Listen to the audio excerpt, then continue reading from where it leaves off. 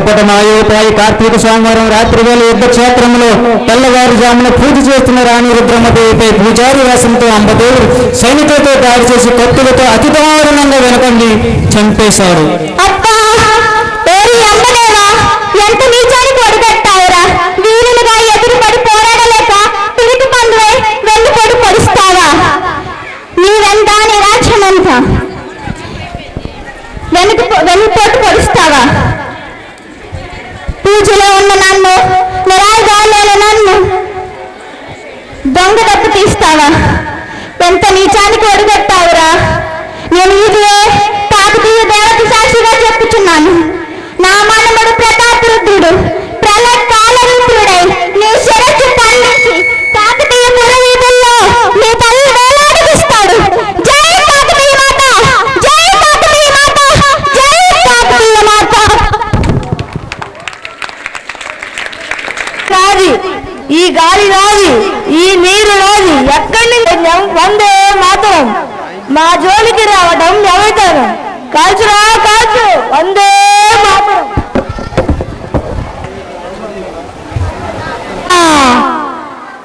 ఎవడరా నా వాళ్ళని పొలరీ అడిగిన మనగాడు?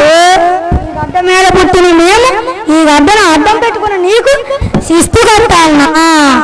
ఏమి న్యాయము రాయి? సభాయ నమః. సభకు ఇచ్చేసినటువంటి పెద్దలందరికీ నా యొక్క నమస్కారములు. నా తోటి విద్యార్థులందరికీ నా యొక్క అభినందనలు. నా పేరు ఎస్ శ్రావణి కుమారి. నేను కేజీబీవీలో 10th క్లాస్ చదువుతున్నాను. చేస్తాము ఇలా తిరిగి కాలు వెళ్ళిపోతాను అమ్మ. ఏడు బాబు బ్యాంక్ తీసిన రేటు నాయన కెమెరా కాదు నా బ్యాంక్ తీసిన రేటా? నాయన కాలు తీసిన తిరుగుతాను రోజున. ఏటమ్మోళ్ళు బ్యాంక్ తినేదంటాను. నాయన కాళ్ళు నొప్పి వచ్చేస్తాను అమ్మ. నాయన డబ్బు చెల్లితే ఏడు చూడు బాబు. ఏడు నాయన ఏడు తీసుకు తాగుతాను రాపోయినా అది ఒక రాపోయినా ఆయన. అమ్మా అమ్మాయన కాలు అడిగిపోతాయి అమ్మ. రోజు నైన్ కడతాడికే కాలు అడిగిపోతాను. చెప్పులు లేవు అవుతే తిరగలేకపోతాను. ఏడు చేయాలి ఆయన? చెప్పులు వేసుకోవాలా?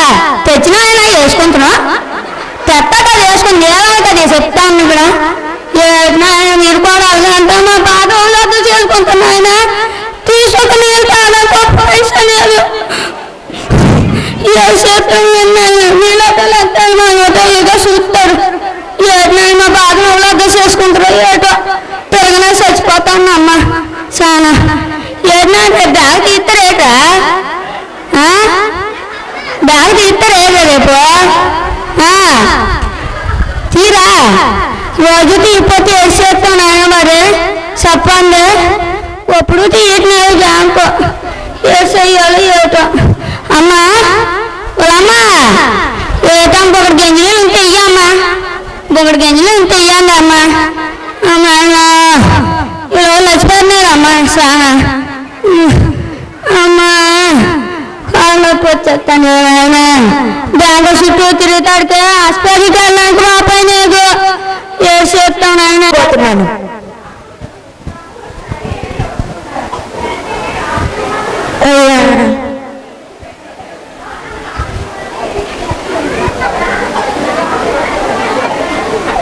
దండాలయ్యా. నేను మీలాగే పుట్టానయ్యా అన్ని అవయవాలతోని. కానీ మా అమ్మ చేసిన నిర్లక్ష్యం వల్లనే నేను కొండకొప్పక జిల్లా పరిషత్ హై స్కూల్ నుంచి ఇక్కడికి వచ్చాను. మాది విశాఖ జిల్లా అనకాపల్లి మండలం. నేను ఇప్పుడు లంచగొండి పాత్రతో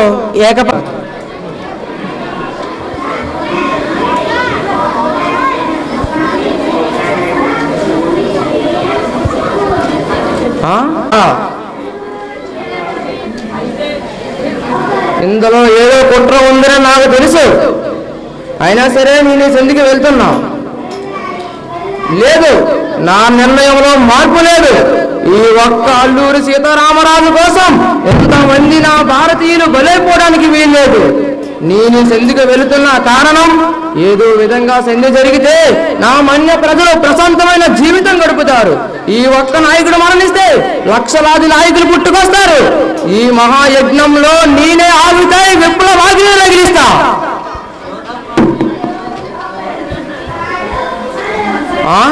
ఏమిటి, మా అమ్మగారు వచ్చి ఉన్నారా? అమ్మా, తప్పని స్థితిలో ఈ సంధికి వెళ్ళవలసి వస్తుందమ్మా. నిజమైన విప్లవకారుడికి ఉండవలసిన ఆయుధం ఒకటే, త్యాగమమ్మా. ఈ సంధిలో నేను మరణిస్తే వీర మరణం పొందిన నీ కొడుకును చూసి గర్వపడు. దయచేసి నీ నిండు మనసుతో ఆశీర్వదించు.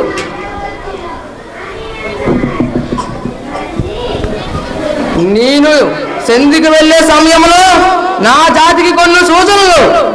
ఈ సంధిలో నా ప్రాణాలు అర్పించవలసి వస్తే ఈ పోరాటంలో ప్రతి ఒక్క భారతీయుడు పాల్గొనాలి. భరతుల కన్నా వీరభూమిలో బ్రిటిష్ పాలకులు తరిమి కొట్టాలి.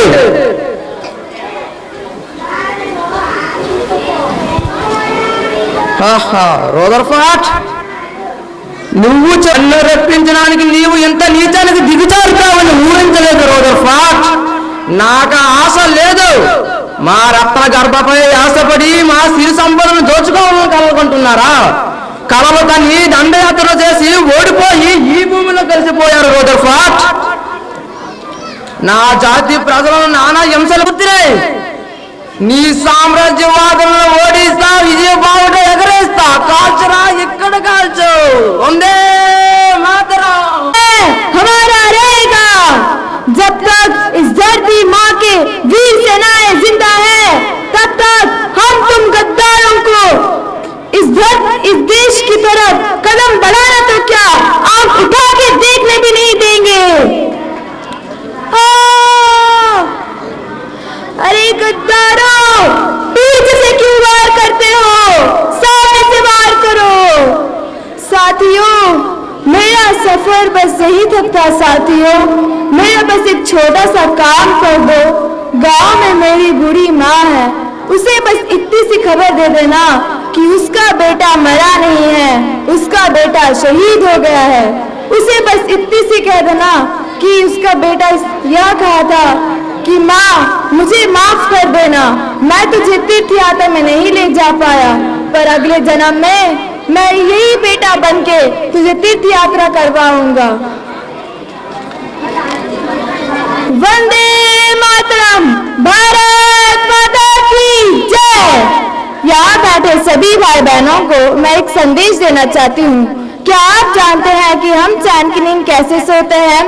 जब हमारे तीनों सेना जल, स्थल, वायु रोज तैनात उस बॉर्डर में जान कुर्बान करके अपनी माँ, बहन सब कुछ छोड़कर अपना जान कुर्बान देते हैं, तब जाके हम चैन की नींद सोते हैं। सब बस यही सोचते हैं कि हम डॉक्टर बने, हम इंजीनियर बने, पर कोई ये सोचता है कि इस देश के लिए हम एक सेना बने, इस देश के लिए हम रक्षा करें? नहीं। मैं उन सभी सेनाओं को तहे दिल से शुक्रिया अदा करना चाहती हूँ और उन सभी शहीद जवानों को तहे दिल से श्रद्धांजलि। నేను ఈరోజు చేయబోయే ఏకపాత్రాభినయం పానుగంటి లక్ష్మీ నరసింహారావు గారు రాసిన సాక్ష్య వ్యాసాలలో జంగాల శాస్త్రి పాత్ర. ఎంత మాట వినబడదు, బ్రతికి ఉండిన సుఖముల పడేయవచ్చునని కవి చెప్పినాడే.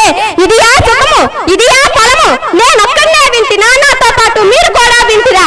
లేకపోతే నేను భ్రమపడితినా? వినకపోవటానికి అంత అదృష్టం పట్టునా?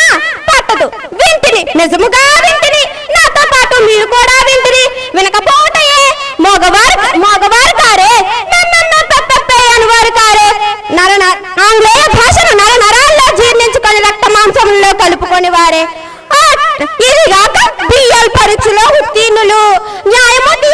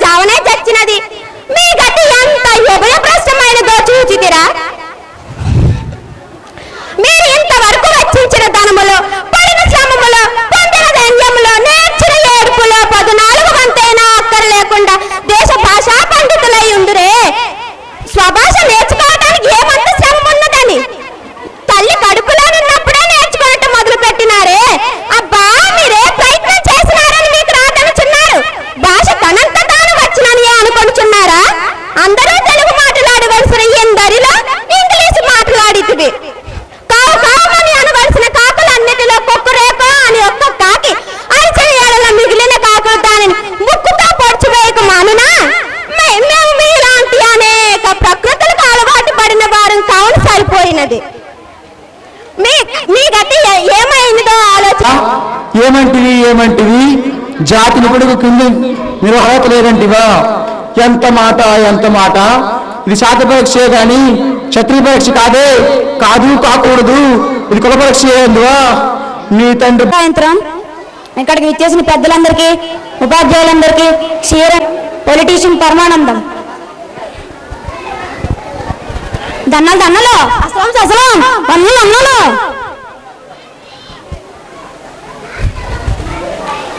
ఎవర్రా బాగున్నారా? అందరూ బాగున్నారా? బాగుంటారు బాగుంటారు, నాకు తెలుసు. ఏంటి ఇంత విచిత్రంగా ఇంత జీవిని ఏ రకంలో వచ్చి మనిషి చూస్తున్నారు?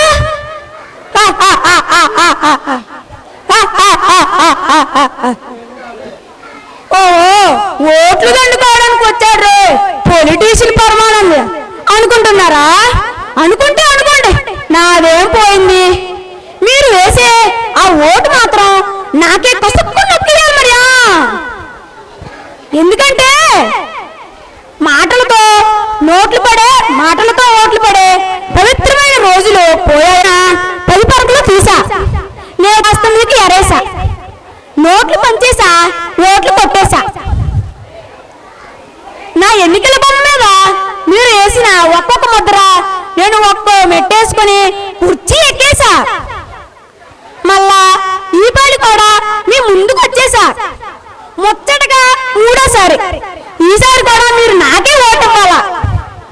ఎందుకంటే అటు చూడండి, ఆ ఈదుల్లోనే దీపస్తంభాలు తింపేసిన, అవి లేచి నిలబడాలా, అట్లకి పుట్లు తగిలించాల, అవి ఎలగాల. ఇటు చూడండి, ఈ ఈదుల్లోనే ఇసుక తోలించేసిన, ఇంకా ఇటుకు తోలించాలా. ఇటుకి మధ్యన సిమెంట్ అతికించితే అవి మరుగుదొడ్లు అయిపోతాయి.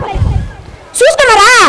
ఇటు చూడండి, ఈ మధ్యలోనే ఎనుగొట్టాలు తెప్పించేసిన, అవి పంపులుగా అయిపోయి పాతాళం గంగమ్మ పైకొచ్చి మీ గొంతులన్నీ చల్లగా కడతాలా.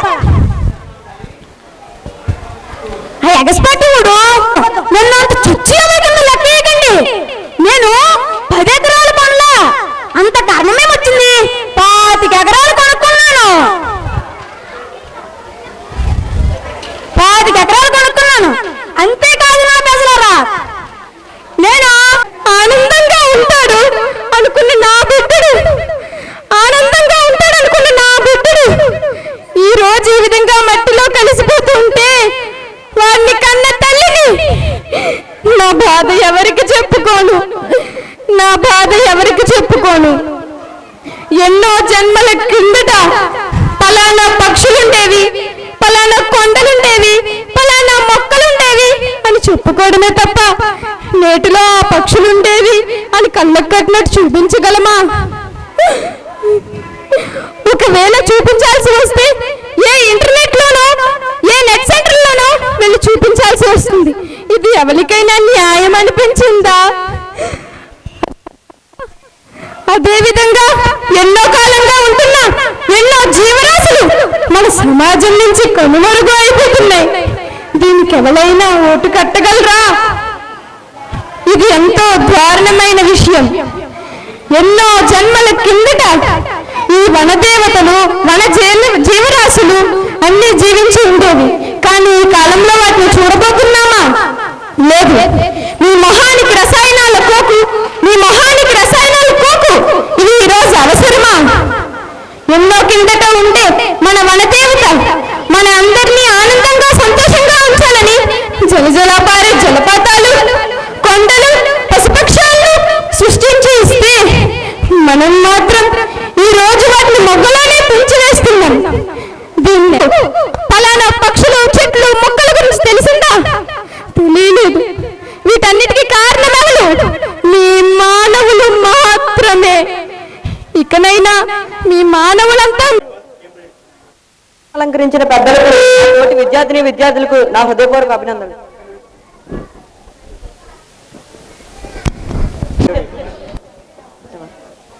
స్వామి వీరబాహుడు నన్ను హరిశ్చంద్రుడా? కాదు కాదు, వీరదాసుడా? రాత్రంతయ్యో వల్లకాటి కావలియండి ఉదయమున ఇంటికి వచ్చుతున్నప్పుడు ఈ కుండ నిండా కొత్త కళ్ళ నింపుకురాము అని ఆ సులాభాండం ఇప్పించి నీవు కడు పూజ్యురాలు కవులువే విశ్వామిత్రుని సహాయ సంపత్తిచే విశ్వంబరాదేవికి ఆస్థానం ఈ భుజపీఠికపై నన్ను ఇట్లా విష్టించినావు.